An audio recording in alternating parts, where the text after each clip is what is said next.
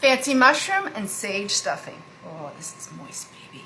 Couple day-old bread, cut into small dice. Dry it out into the oven, 300 degrees for about 15-20 minutes. Work in batches or divide among pans. Heat, medium heat. 1 stick butter, divided. 12 ounces wild mushrooms, because you're fancy. Divide the mushrooms. Leeks, clean them really well. They're dirty. About 1.5 cups. Divide the celery. Finocchio. Divide it. Kosher salt. Pepper. Divide the thyme. 2 tablespoons. Saute until tender. 6 to 8 minutes. A little dry. Add a little avocado oil. 3 tablespoons. Divide the sage. Divide the garlic. Saute until you can smell it. About 1 minute. Cut the heat. Let it cool. 3 eggs.